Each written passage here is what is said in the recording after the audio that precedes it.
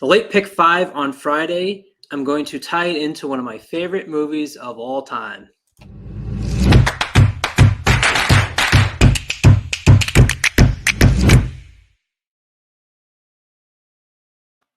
What's up, everybody? I'm Colin Sheehan along with Vinny Blonde. We have our show here on Trust the Prophets, Doubling Down with Colin and Vinny.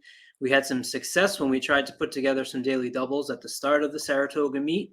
So we figured, why not try and reignite that? Me and Vinny had a great time up at Saratoga last weekend, which is always great when you kick off the Friday that I show up and hit the early pick 5. You can't beat that. It was great to see you in person, Vinny, and good to see you again here. Yeah, no, it was awesome. I mean, you you cashed for 3,500, so it was great. It was great for you. Nothing like Yeah, meeting some people you've talked to horse racing online before, and the first time you see them, you hit a pick 5. So right. I felt like a That champ. was cool though. It was cool. Even I mean, there was an inquiry on the last leg there, and you had both horses, but there was about a $2,000 pay difference. So we were hoping it stayed up for you, and it did. But yeah, that was awesome. It was great to see you. I glad you had a good weekend there. That's always good going to visit a track and you hit first thing. Kind of pays for the whole trip. You're in good position there. So we're going back. We're bringing back the doubling down. We figured there's 15, 16 horses in the late double at Saratoga on Friday. So I think that's plenty of content for us to run through.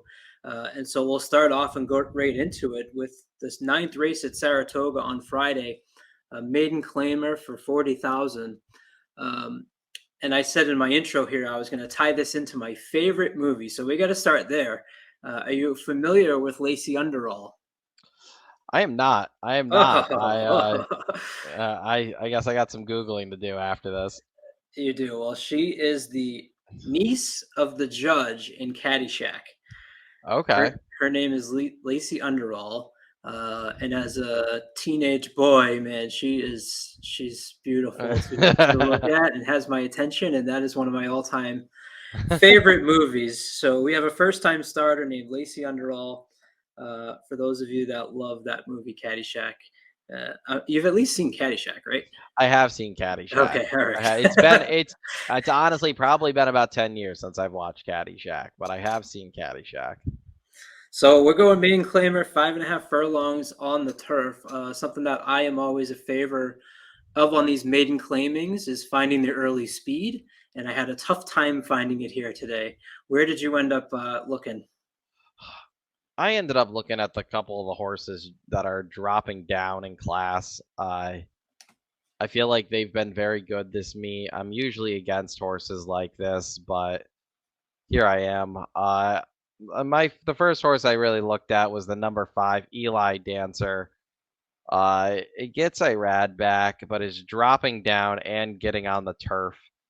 They tried to enter this one on the turf in her debut. She ran well on an off track on a race that was taken off the turf that day. She ran second, so they tried her back on the dirt, and it didn't work. But looking at her pedigree, she's bred for turf. Uh, I think she's gonna very much appreciate the surface change, and keeping Irad is never a bad thing at this level. He's leading rider, and he's definitely, in my opinion, he's easily gonna win the meet. So hard to argue when you get a 20% jockey staying aboard when you drop down in the claiming level. Yeah, and so as I mentioned, so you like the drop down, and I'm looking for the early speed. There's really only 2 horses that I saw in here that had the early speed, which is that exact same 5 that you were talking about. And then going a little bit to the outside on the 10 Lola, 10 post and a 5.5 furlong race. And when I say early speed, I'm really grabbing at straws here to find that early speed. Ran last race on a mile and the 16th on the turf, so certainly cutting back quite a bit of difference. You'll also notice here as we start to get later into Saratoga, you're starting to see a lot of these horses come back that have run in races already at Saratoga against many times the same horses that they're racing against on that particular day. And we'll certainly see some of that in the next race, which I'd love to get your opinion on. The other horse that I saw that was dropping down in class was the 6 Sarah's Splendor with Manny Franco up. I thought that this horse was interesting. The first race that she had. She hit the gate, which obviously kind of disqualified her rate from the beginning with the win. The other thing that's important to pay attention to, dropping down from that maiden special weight. I think the 5 and the 6 are the only 2 horses in this race that are taking that major drop. I guess the 3 is as well. What'd you think about the 6 Sarah's Splendor? Any interest there? Yeah, I like Sarah Splendor here. Definitely gonna have to improve, but I think the class relief is gonna help her. The horse that won her last race, I mean, she finished 15 lengths behind, so not like she was really in the picture. Is actually in the 10th race and is one of the horses I like. So if she runs well here, it'll make me feel better about that pick in the 10th. But I'm not always a fan of the cutback, but I feel like his stats don't support it. It does Abreu does have a positive ROI going route to sprint. I'm sure you'd have to break that down to see exactly how it matches up with dirt and turf.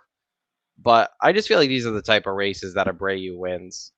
First, like maiden, he wins a lot of maiden races. Usually it's with first timers, but this isn't a particularly tough field. If we're really going to get 8-1 on a horse that is dropping down out of a race that I think is actually okay, I'll take it. I feel like this one's going to be half the price though by the time the gates open. Yeah, and those are kind of the 2 that we landed on, the 5 and the 6. Now we will give everybody a little bit of a warning here that we're handicapping this race, kind of not knowing what's going to happen with these also entered. On the outside, you have 11, 12, 13, 14, 15 are all on the AE list.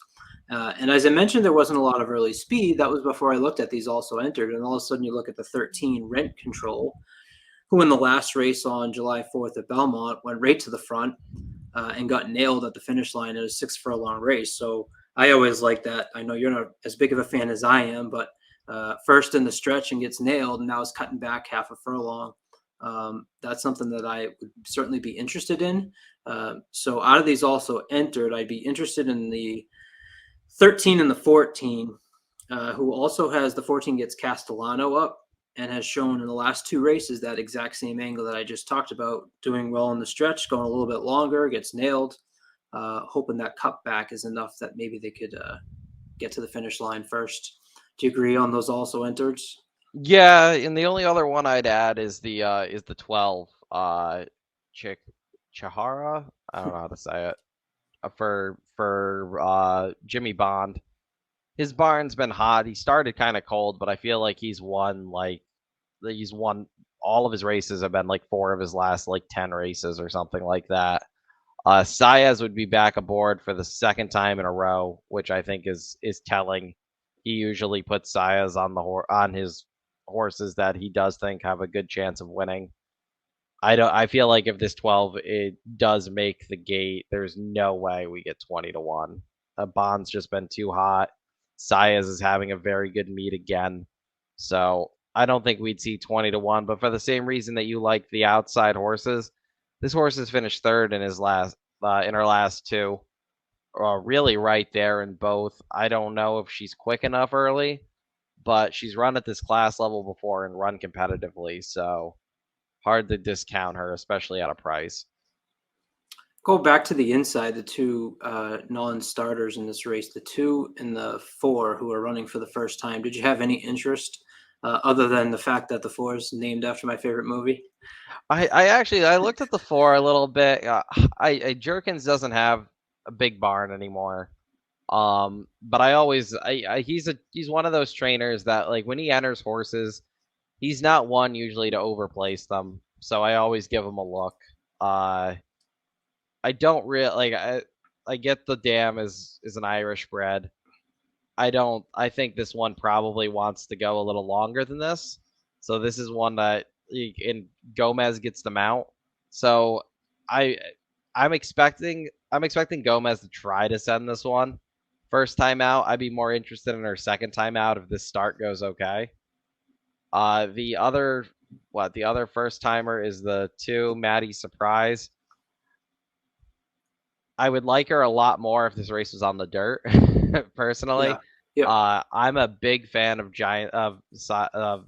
New York, New York sire, Giant Surprise. He always does well. He's one of those sires that's I feel like it isn't very well known, but he wins a lot of like the state bred races. He's had a few stakes. He's had a couple stakes winners. I'm just a fan, but more of a fan on the dirt. Another red flag here is that she's a 4-year-old debuting for the first time. Usually that's not good. I know they do win every now and again when you get the 4-year-olds debuting, but something tells me that she's not she's not fully sound. Uh, so for that reason, I'm just gonna stay away from her. If she beats me, she beats me. Yeah, the sire Giant Surprise, first 3% first time on the turf, according to the Brisnet past performances, which I use. The other Yeah. horse that I was interested in, the only other horse I was really interested in, which is a really cool name with the way it's spelled, is the 8 Unqualified, with the koala in the middle there. And the one reason that this horse grabbed my interest or piqued my interest was solely based on the fact of the continuing increase of Brisnet speed figures 62, 65, then had a nice jump up to 73. Started out at a maiden special weight, so they obviously thought that there was something there. In the second race at a mile on the 16th, did show some early speed. Now switches to Kendrick Carmouche. I love Kendrick Carmouche when he's on speed. That's kind of when I only tend to really play him. 13% under Gormley on the sire side for I know this isn't the first time. It's actually 10% on the turf. So that piqued my interest. The 6-1 morning line also provided some value, I thought, for me.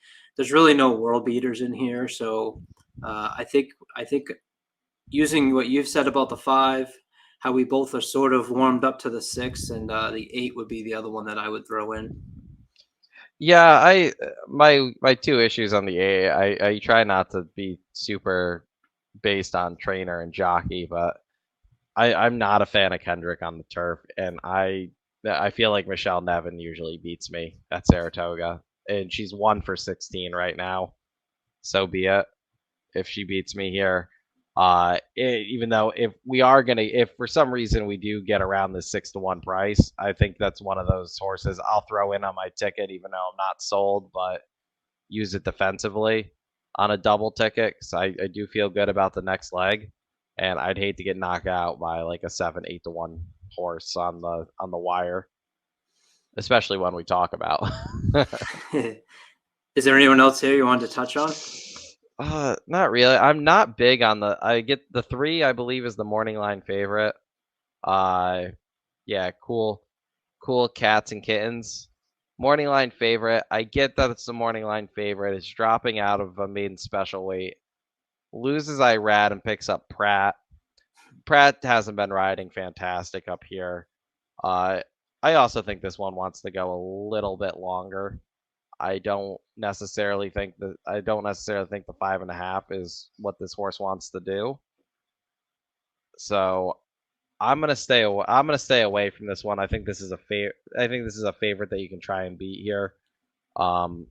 Is owned by West Point, and West Point does like the win at Saratoga, but I'm staying away. Irad jumping off kind of is a big red flag for me that maybe this horse just isn't as good as advertised. Yeah, and as I mentioned, 3 is the other horse that's dropping from the maiden special weight to maiden claiming, and Christophe Clement out of 61 races is hitting at 31%. So that could probably be a big part of that morning line is the connections of Clement. But as you said, I'd say jockey downgrade there. I think the last thing you said to me on Friday when we were together was or Saturday. Oh my God, I'm still mad at Pratt. I'm still mad at him. He like went on like a little mini run, but boy, he's had some. He's been kind of like how Rosario's been in terms of like he'll give a great ride, and you're like, wow, like that's why everybody loves this guy. And then the next ride out, you're just like, how is he a jockey? Just head scratchers sometimes. I think he had one again today. I think it was the last race today. it was not a. I don't think the horse was bet. I didn't particularly like him, but I mean the horse is never winning with the trip he gave him, and it's like I get it's his first time on the East Coast, so he's definitely still learning the track, but yeah, he's had some very questionable rides. So we'll go 5-6. And what do you think about the also entered if they do check in? Who should we lean on? Yeah, I think I feel like depending on who scratches would be kind of how we'd have to approach that. I like the 13's definitely got speed. The 14 has been right there, and I like the connections of the 14 a little more, but also not a huge fan of the trainer's not really great at turf sprints, so that's kind of like a maybe. Uh, if the other speed scratches, like if for some reason the horses that scratch are like the the 5 and the 8 and 10 scratch, and the other speed draws in, I feel like you just plug the other speed in where you thought they were.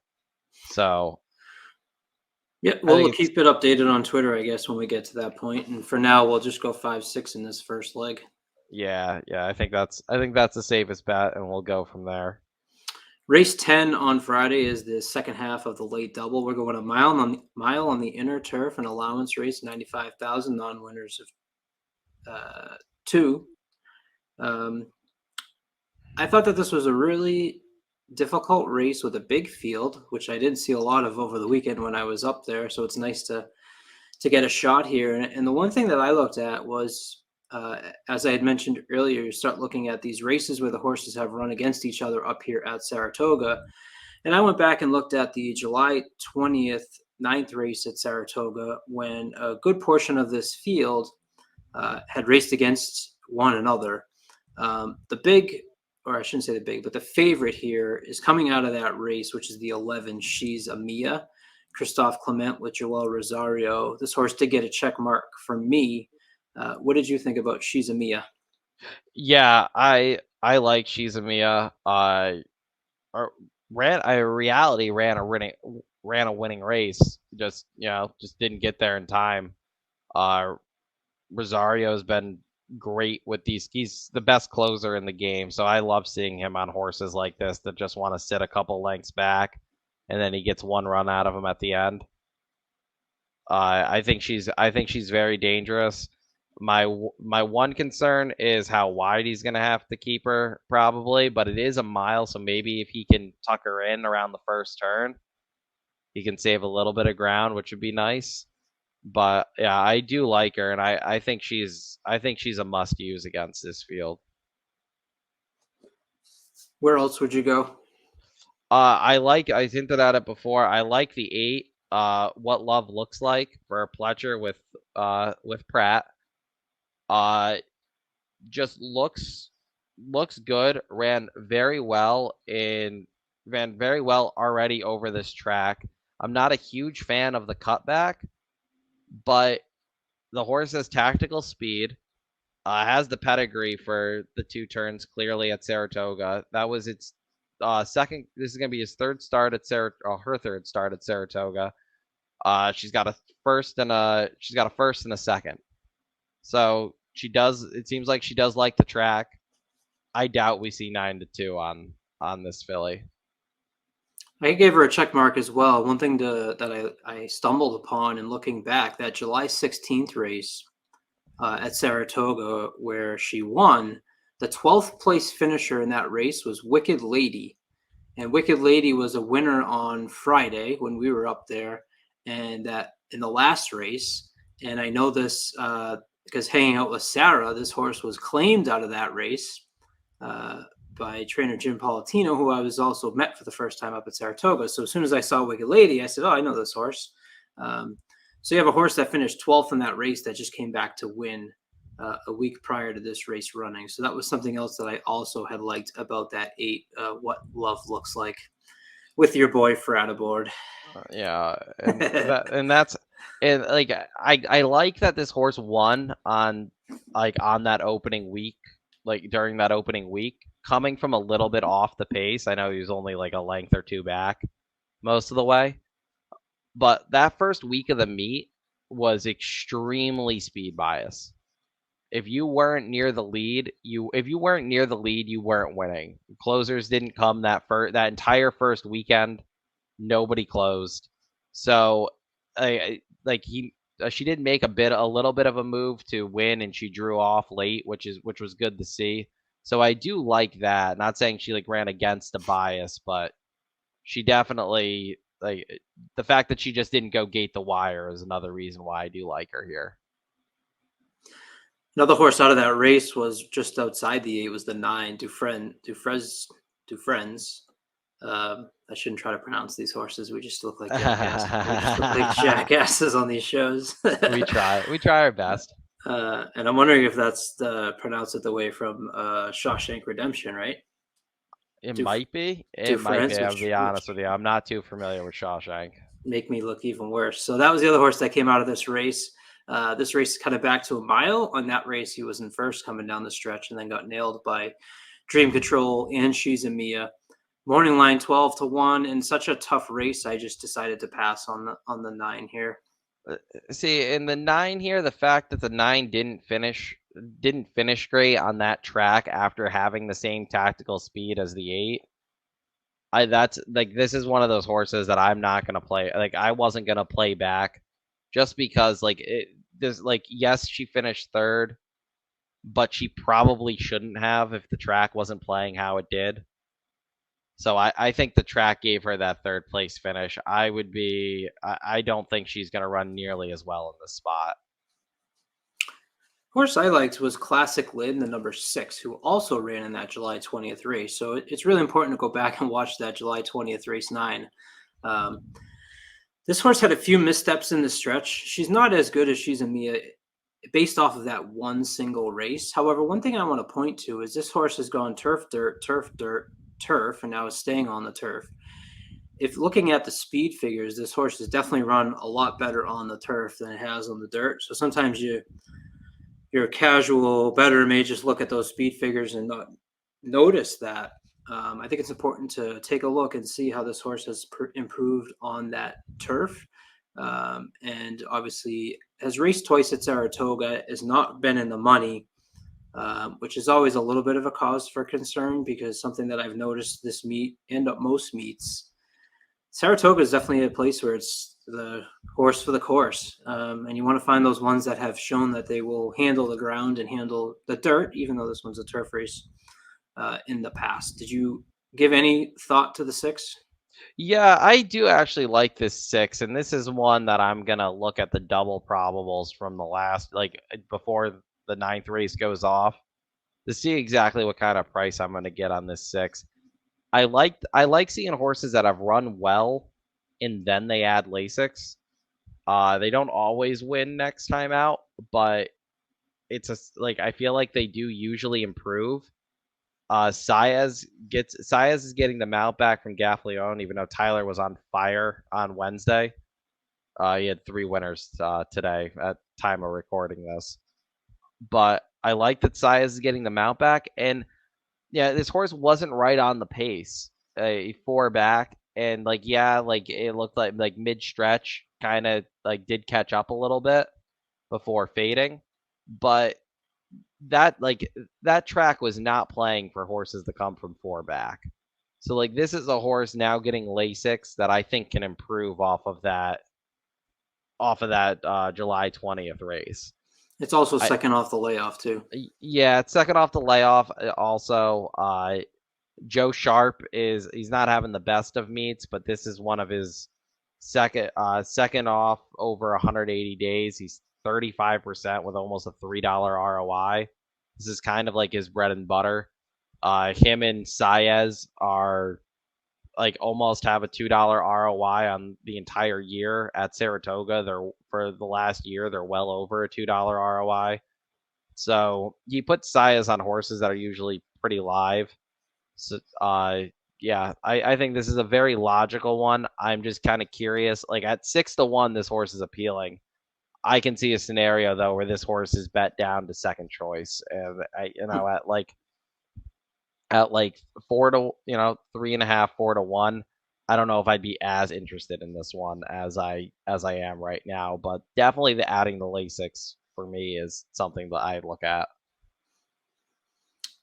So you made a good case for the 6 who I liked. Who else did you like here? And I will, because I think I know where you're going. Yeah, the other one I like is Waterville, the other uh, the other Clement horse The gets horse. Dylan. Hold on. The horse that hasn't won. That is in the Yeah, allowance race. yeah, I know. I'm a fan of the one. I'm a fan of the dam, but two, the two races that the last two races that she's lost have been very good. uh, had the lead and then just lost the lead late. So I do think the cut back to a mile probably works here. I know usually one of my favorite angles is Kitten's Joy horses stretching out on the turf. In this case, I don't think the cutback is a bad thing. Uh, Gets Dylan Davis over McCarthy, and McCarthy's been super struggling this meet, so that's always good to see. And it's second off the layoff, so should improve and did improve in her first start from 2 to 3, which is always something I look for as well.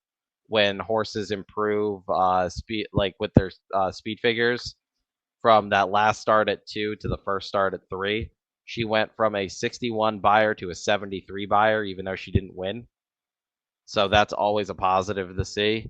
And also, just one of my rules, I don't, if a trainer's got more than one horse in the race and you like one, you might as well use both, in my opinion, because the other Chad isn't a phrase for a reason. Like, it's because people consistently were getting burned by playing the favorite Chad, and then the higher price Chad comes in, and it, like, it wouldn't shock me if Clement ran 1-2 here, and this Clement was the winner at 7-1, whereas the other where She's a Me is going to be 2-1. It just kind of makes sense to add it unless you're really that confident in a single of She's a Mia, but from that 11 post, I'm not. This horse is also owned by Waterville Lake Stables and bred by Waterville Lake Stables. So then they use the Waterville name for the horse, which is interesting. I'm not as in keen with the owners and breeders yet. I'm trying to improve my game on that. So I don't even know of Waterville Lake Stables, but I think it's interesting to see, you know, that they named this horse Waterville. I just think it's really funny you have a horse in allowance race that hasn't won and they're stepping up, right? The last race was 72,000. It was Aqueduct, of course, which I guess is similar. I try to follow the rules out of the complete handicapping book, which I've mentioned before, and that's sort of, you want to look for class in these allowance races and horses that are have broken their maiden and a maiden special weight, and they're horses that the owners think are going to be moving up to greater things, right? Not necessarily horses that have continued to try at this level and haven't had success.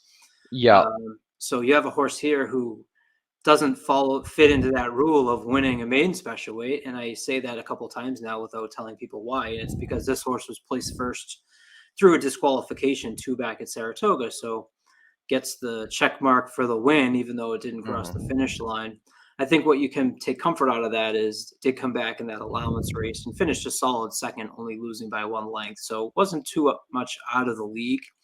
I just tend to lean towards that July 20th race, and I'm going to hope that that July 20th race is a key race that's going to provide the winner in this race as opposed to some of these other horses.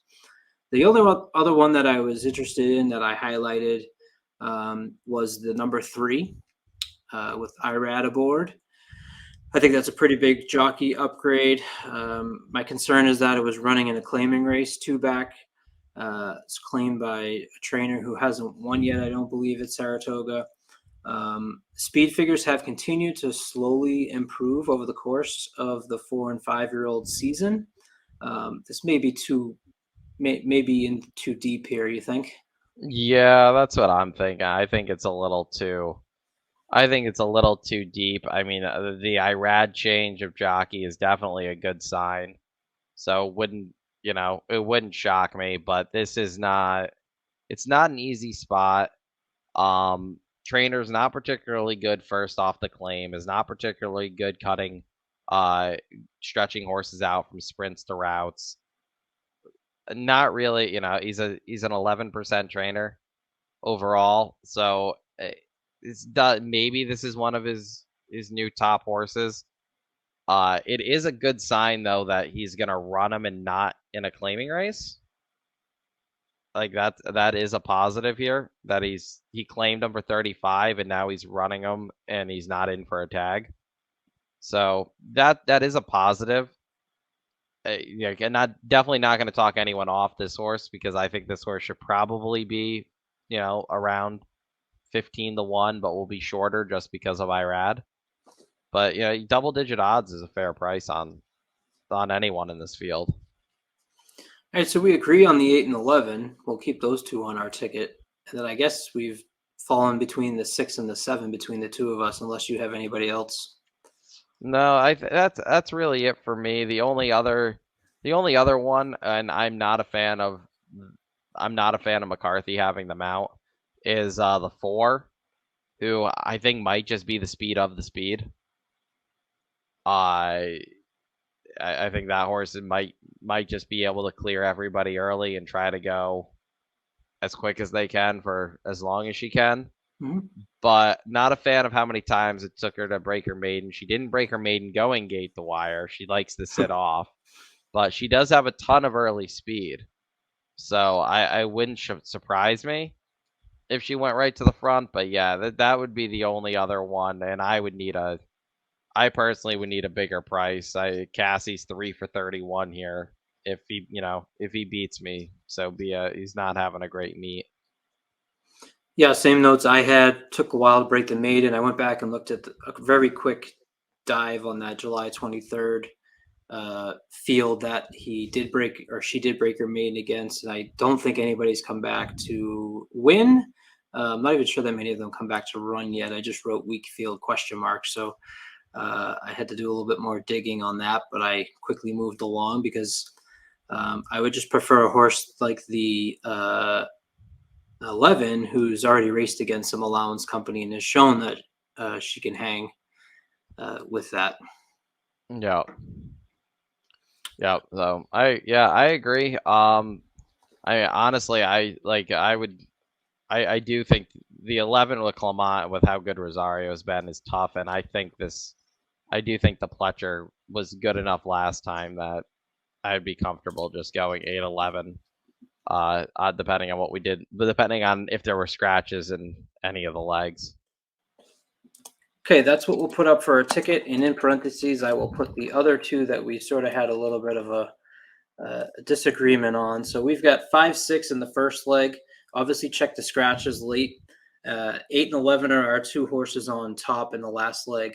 I like the 6. Vinny likes the 7. If you're going to add a third horse or fourth, if you're going to maybe a single in that first leg and maybe try to put an extra one on the second leg, and that's hopefully what we'll bring home. The daily double on Friday.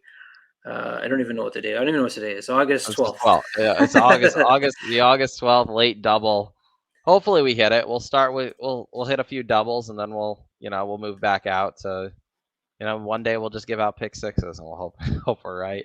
I wish we did the pick 5 on Right. Friday. Right. Yeah. Right. I wish that was the one. And we went 3 of 4 on that pick 4 we gave out.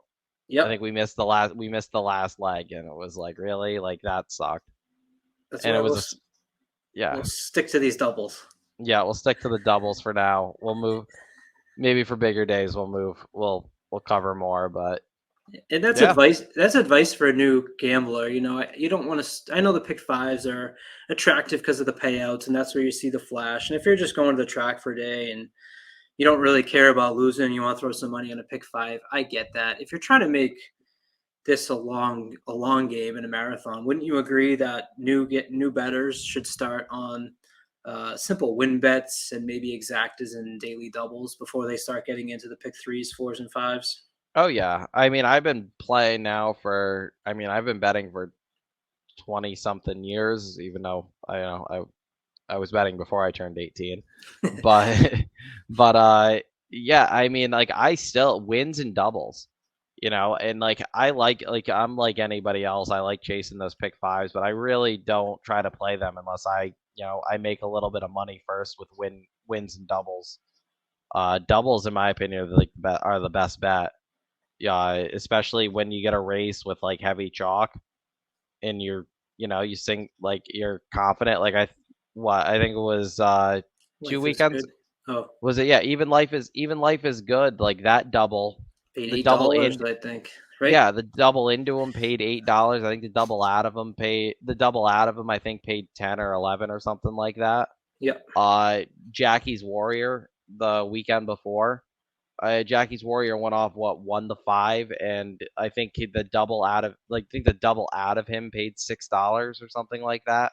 Hmm. So like you can like doubles are a way to take some of those like super heavy chalk horses that you're like, well, why would anybody play them at 1-5? If you're confident in the winner before or the winner after, you can turn that 1-5 into like 6-7-1. So if you're that confident that horse is gonna win, like instead of playing a $50 win bet, play a $50 double, and all of a sudden, you turn your $10 you'd make playing them at 1-5 into a couple $100 playing them at 6-1. Yeah, that's exactly how I approach the heavy favorites. And I turn to you with Life is Good, and I do that same way in the exacta, where I will take a horse like Life is Good, look at the will pays and what they will be. The will pay to Super Saver was very nice. Unfortunately, I switched it last minute. Even a $10 exacta Life is Good cold. I think Super Saver was second highest payouts in that pool. And that's something that always comes through is a favorite like that with the second or highest payouts on the exacta, and you put ten Yeah, I dollars think that on it. it and you make it. Yeah, no, it pays well, and I keyed Happy Saver and I keyed him second in everything. That was kind of my one saving grace that day because I went all in on Matarea as a key, and she was not good. So, but that made up for it though. I keyed Happy Saver in a big exacta. I keyed him in second, and I keyed him in second for the try, and ended up paying. Both ended up paying better than they should have. But part of the reason was because Happy Saver was big odds, and it worked out. But you turn Life is Good into that instead of $3.40 winner. That exacta I think paid like you said, I think it paid like $8 for the dollar or something like that. Yeah, I think that's what it was. Yeah, like it Can't just beat that. yeah, exactly. So Very good. All right. Hopefully we will hit this double, and we will talk to you again next week. Have a good day, everybody.